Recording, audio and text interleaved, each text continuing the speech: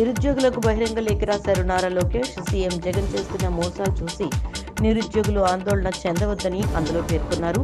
ఉన్న పోస్టులను ఎత్తేసేందుకు వైసీపీ ప్రభుత్వం జీవో 117 తెచ్చింది.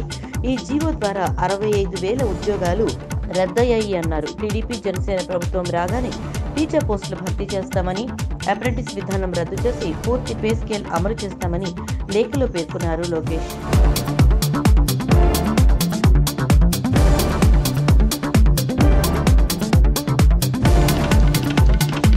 పార్టీ సిద్ధాంతాలతో ఏకీభవించలేని వారే కాంగ్రెస్ ను వీడుతున్నారని అగ్రనేత రాహుల్ గాంధీ తెలిపారు. భారత్ జోడో న్యాయ యాత్రలో భాగంగా పశ్చిమ బెంగాల్లోని బహ్రాంపూర్లో డిజిటల్ మీడియా కార్యకర్తలతో జరిగిన సమావేశంలో ఈ కామెంట్స్ చేశారు రాహుల్. పార్టీ సిద్ధాంతాలను కాపాడేందుకు నిబద్ధతతో పనిచేస్తున్నట్లు ఆయన తెలిపారు.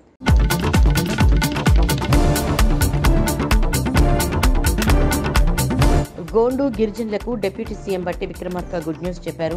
ధరణి వల్ల భూములు కోల్పోయిన గోండు గిరిజనులకు తిరిగి ఆ భూములు అప్పగిస్తామని ప్రకటించారు. ఐటీ, డిఏల పునరుద్ధరణ, సెల్ఫ్ హెల్ప్ గ్రూపులకు ఆర్థిక సాయం పెంచడం, త్రివేణి సంగమం అభివృద్ధి, చిహ్మాన్ ప్రాజెక్టును పూర్తి చేసి ప్రజలు మేలు చేసేందుకు కాంగ్రెస్ సర్కార్ సిద్ధంగా ఉందన్నారు.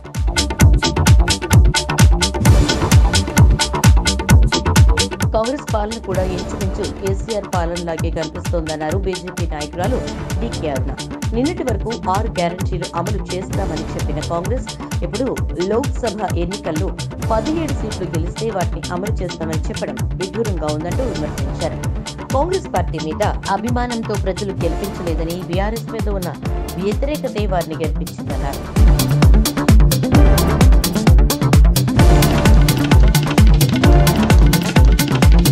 ఒంగోలు సిట్టింగ్ ఎంపీ మాగుంట శ్రీనివాసులు వైసీపీకి గుడ్ బై చెప్పనున్నట్లు తెలుస్తోంది. వైసీపీ టికెట్ దక్కకపోవడంతో పార్టీని వీడాలని నిర్ణయించుకున్నట్లు సమాచారం అందుతోంది. మరోవైపు టీడీపీ ముఖ్య నేతలతో మంతనాలు జరుపుతున్నారని, పార్టీ మార్పుపై త్వరలోనే స్పష్టత ఇస్తారని తెలుస్తోంది.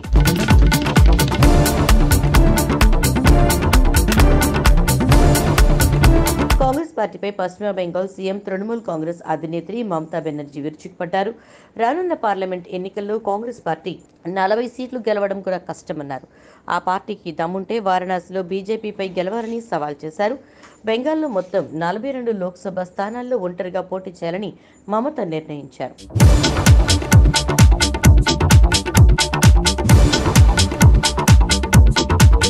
దేశవ్యాప్తంగా ట్రాక్ టాక్సీ డ్రైవర్లకు ప్రధాని మోడీ గుడ్ న్యూస్ అందించారు.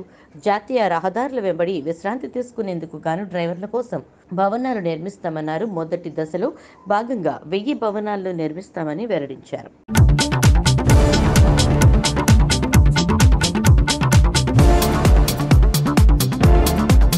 కోడికత్తి కేసులో 5 ఏళ్లుగా జైల్లో ఉన్న నిందితుడు జనుపల్లి శ్రీను విడుదల కోసం అతని కుటుంబ సభ్యులు పోరాటం చేస్తున్న విషయం తెలిసిందే. కోడికత్తి శ్రీను తల్లి, సోదరుడు విజయవాడ రాజ్భవన్కు వచ్చి తమకు న్యాయం చేయాలంటూ గవర్నర్ అబ్దుల్ నజీర్కు వినతిపత్రం అందజేశారు.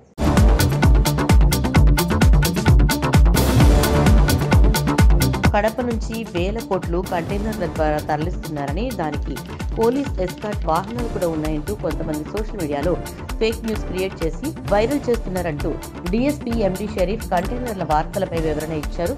తప్పుడు వార్తల గురించి పోలీసుల దృష్టికి రావడంతో ఫేక్ న్యూస్ ప్రచారం చేసిన వారికి వార్నింగ్ ఇచ్చినట్టు చెప్పారు.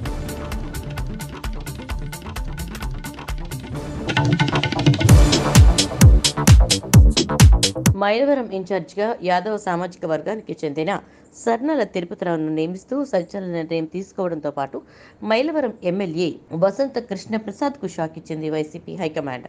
ప్రస్తుతం తిరుపతిరావు మైలవరం జడ్పీటీసీగా ఉన్నారు. వచ్చే ఎన్నికల్లో మైలవరం నుంచి తిరుపతిరావును ఎమ్మెల్యేగా బరిలో నిలపనున్నట్లుగా తెలుస్తోంది. వచ్చే జాబితాలో తిరుపతిరావు పేరు ఉండే అవకాశాలు ఉన్నాయి.